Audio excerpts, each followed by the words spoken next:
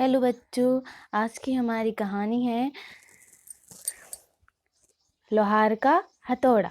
लोहार का जादुई हथौड़ा। तो यहाँ पर मनसा गांव में एक लोहार राम गोपाल रहता था। उसका एक भरा पूरा परिवार था, जिसका लालन पालन करने के लिए उसे कई बार दिन रात काम करना पड़ता था। रोज की तरह आज भी काम पर जाने से पहले राम गोपाल ने अपना खाने का डिब्बा बांधने के लिए अपनी पत्नी से कहा। पत्नी जब डिब्बा लेकर आई तो राम गोपाल ने कहा, मुझे आज आने में देर हो जाएगी, शायद मैं रात को ही आऊं। इतना कहकर राम गोपाल अपने काम पर निकल गया। काम पर जाने का रास्ता एक जंगल से होकर गुजरता था। वहां जैसे ही राम गोपाल पहुंचा, उसे कुछ आवाज सुनाई दी। जैसे ही राम गोपाल कुछ पास गया तो उसने देखा कि एक साधु भगवान का मंत्र जपने के साथ ही हंस रहा है। हैरान होकर राम गोपाल ने पूछा, आप ठीक हैं? उस साधु को राम गोपाल नहीं जानता था, लेकिन साधु ने एकदम उसका नाम लेकर कहा, आओ राम गोपाल बेटा, मैं तुम्हारा ही इंतजार कर रहा था। मैं भूखा हूँ, मुझे अपने खाने के डिब्बे से कुछ खिला दो। बाबा से अपना नाम सुनकर राम गोपाल हैरान था, लेकिन उसने कोई सवाल नहीं किया और सीधा अपने खाने का डिब्बा निकाल कर उन्हें दे दिया। देखते देखते बाबा ने राम गोपाल का सारा खाना खा लिया। उसके बाद उस साधु ने कहा, बेटा मैं तो सारा खाना खा गया, अब तुम क्या खाओगे? मुझे माफ करना। राम गोपाल ने कहा, कोई बात नहीं बाबा, मैं काम के लिए बाजार जा रहा हूँ, तो मैं वहीं कुछ खा लूंगा।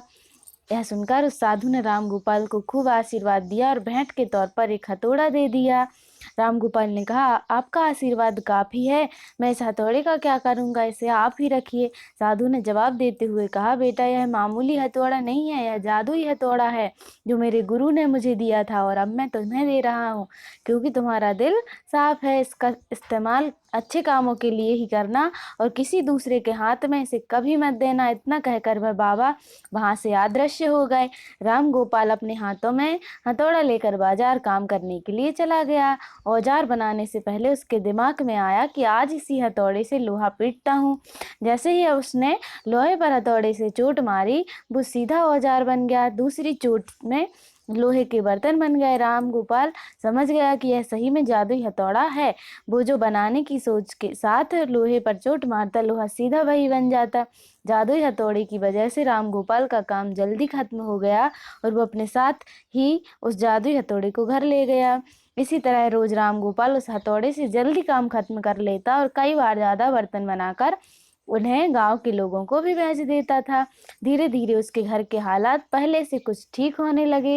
एक दिन गांव का मुखिया उसके घर आया और बोला, हम गांव वालों को शहर जाने में बहुत ज्यादा समय लगता है, क्या तुम अपने हथौड़े से गांव और शहर के बीच आने वाले एक पहाड़ तोड़ने में मदद करोगे? इससे बीच में एक सड़क बना लेंगे और गांव से शहर का सफर आसान और छोटा हो जाएगा। मुखिया की बात सुनकर राम गोपाल ने उस जादुई हथौड़े से उस पहाड़ को तोड़ दिया। मुखिया और गांव के लोग बहुत खुश हुए और उसे खूब शाबाशी दी। पहाड़ तोड़ने के बाद घर लौटते समय लोहार के मन में हुआ कि इस जादुई हथौड़े से मेरा काम जल्दी हो जाता है, लेकिन कुछ ज्यादा फायदा तो नहीं हो रहा है। इसी सोच में डूबे हुए लोहार घर जाने की जगह दुखी होकर जंगल की तरफ गया। राम गोपाल ने अच्छे से साधु बाबा से उस जादुई हथौड़े को इस्तेमाल करने का तरीका सीखा। उसके बाद राम गोपाल ने बहुत धन कमाया। आज राम गोपाल एक अमीर आदमी बन गया है। अभी भी वो जब भी जरूरत महसूस होती है उस जादुई हथौड़े का इस्तेमाल कर लेता है। कहानी से क्या सीख मिलती है हमें? चाहे कोई वस्तु हो या दिमाग, इनका इस्तेमाल पूरी तरह से करना चाहिए। साथ ही अपने पास मौजूद सामान का मोल समझना जरूरी है। व्यर्थ हताश होने से कोई काम नहीं बनता। धन्यवाद बच्चों। आपको मेरी कहानी पसंद आई हो तो मेरी कहानी को लाइक करें, चैनल को सब्सक्राइब करें और कमेंट जरूर करें।